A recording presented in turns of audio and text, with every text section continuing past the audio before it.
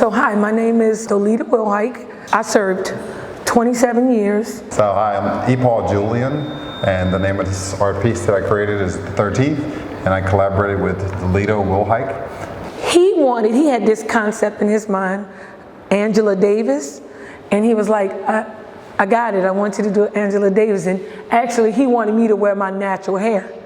He did not want me to wear makeup. He didn't let me do anything. I was like, I'm not coming without makeup. He was like, no makeup, I'm serious, no makeup. So all of this, he did all of this.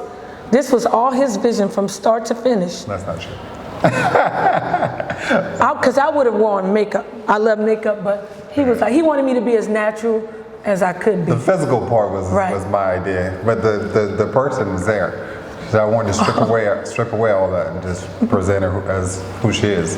She's a strong, strong woman, strong black woman that's making big changes. Doesn't have to be a national figure.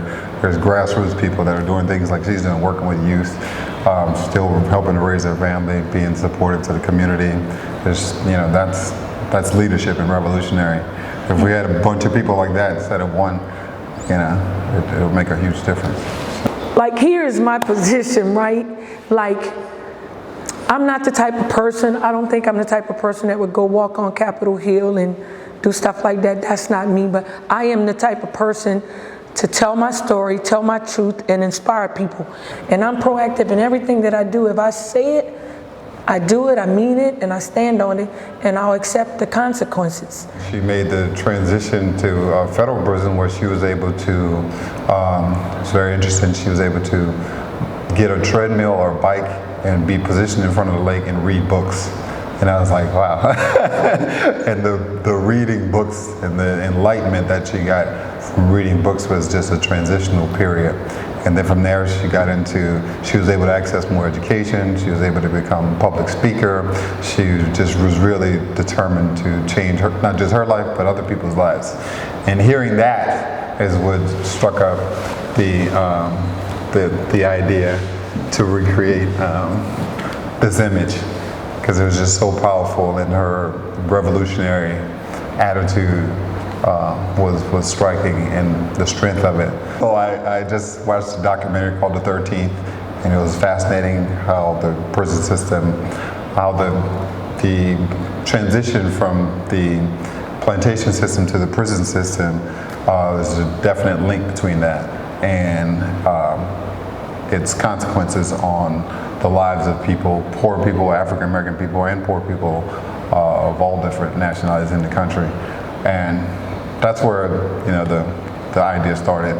And then, of course, all the different, I like to work with metaphors and narratives and so forth. So like the stripes as bars, and the different links, the images they have with the slave ship is kind of a narrative taking you up into the present day time. And I try to stick with all women in this piece, because it's about women imprisonment, which is at an extraordinary high. This was just deep for me. A lot of deep emotion, and like, this was like this is so me. These struggles, this is so me, like, I'm all like that the Harriet Tubman. I'm always advocating I'm always the type of person that want to advocate for the underdog. I always, even in the scope of my job, I want to deal with the people that nobody wants to be bothered with. And that's just my passion. I have that advocacy spirit. Someone just asked me, Dolita, do you think that you're always right? I was like, it's not that I think that I'm always right, but when I think that I'm right, you can't shut me up. Like, I will challenge the executive director in the scope of my job if I think a kid has been wronged. And that's just, who I am. When I actually came to the exhibit for the first time, it was very emotional for me, right? To see that come to life. And besides me knowing a bunch of the ladies, and to hear their stories, some things I didn't even know about them, because everybody in prison, we're not all friends. Sometimes we just see each other in passing. So I learned a lot. It was definitely a learning experience.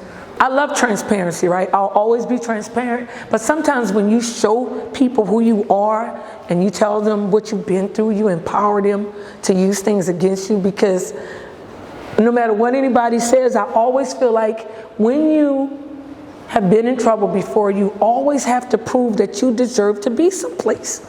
And that is the biggest struggle. you know, and sometimes when you've gone through that, people feel like your opinion doesn't matter, or maybe you're not smart enough, or, you know, things like that. So, and that's the thing about my PerSisters, right? I can always call one of them and just tell them about, you know, what happened during the day, and they'll encourage me, you know. So that was the best part of that. So even though we don't hang out all the time, right?